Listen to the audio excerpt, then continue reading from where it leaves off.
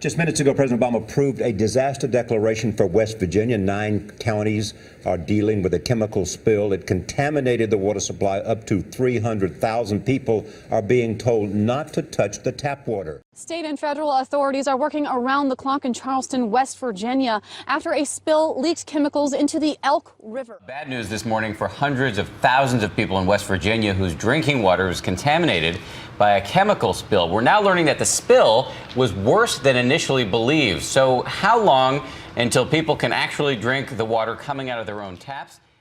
And another big story now, a new and unsettling twist in the story of all those Americans with contaminated water in their homes in West Virginia.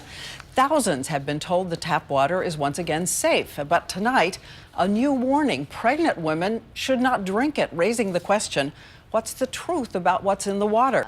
A chemical spill contaminated the water supply to more than 100,000 customers. That includes homes, businesses, even hospitals. People are unable to use water for anything. That means no showering, no shaving, no morning coffee, and no idea just how much longer it'll take. Look guys, it has been an extremely long day. I'm having a hard trouble talking at the moment. I would appreciate it if we could wrap this thing up. I will. Well, we actually have a lot of questions, and it's been a long day for a lot of people who don't have water. So can you give us an exact timeline as to how this all happened?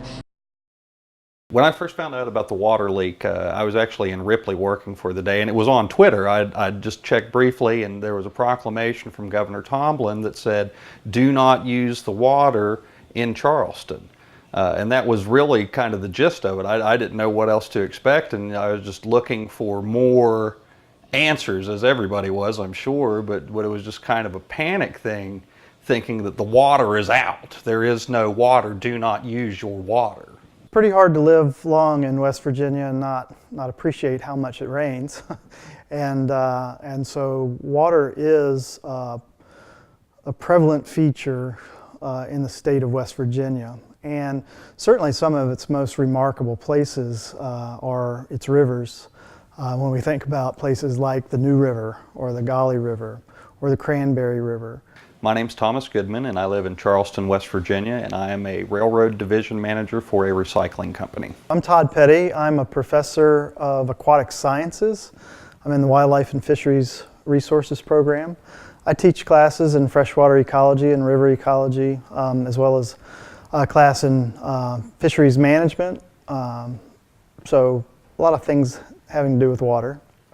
Well, in Charleston, I got a sense of uneasiness, to begin with, because most people understood that it was going to be a while before this really had any sort of conclusion.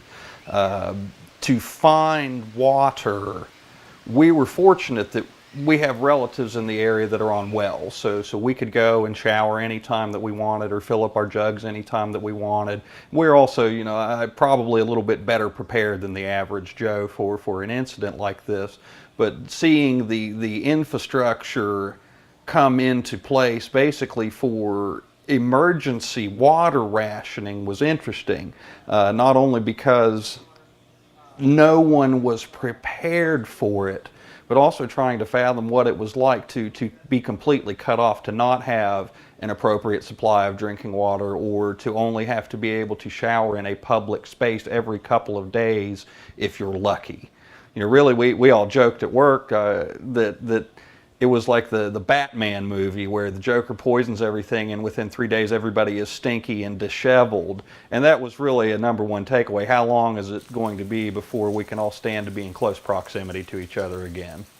In the Innovator in Residence program, we're always looking at a way to do experimental reporting with new technology, but we're also always looking for what is the news hook? What are the pressing issues of the day? And for us in West Virginia, having just come out of, at that time when we were first looking at developing this particular program, the chemical spill in Charleston. I think one of the difficult things when you try to compare any natural resource like water to to another natural resource like coal or any mineral that maybe gets mined is that the value, the economic value of water spread across so many different facets of life that it almost gets, pardon the pun, but it gets diluted. You know, its real value gets diluted because you've got a tourism sector, you've got a quality of life sector. People's willingness to pay for clean water is huge. You've got a recreational sector, you've got the power industry sector. And then of course you have the drinking water sector, and all of these things draw on the value of water. But there's no single thing to point to. There's no tons per year produced in a county that has a real tax, you know, a single tax revenue that you can point to. And so that in some ways it shrouds or makes it difficult, or blurs, I guess is the better term, the existing value of water that we have right now. The circle that I run in, you know, we try to take things with a fair amount of tongue in cheek. And so goofy hashtags was the name of the game for us. You know, hashtag what are we doing, WATER, hashtag H2OMG, things of that nature, because the reality of it wasn't necessarily that we were looking at the tip of a critical infrastructure failure in Charleston's water system, but more of a nuisance.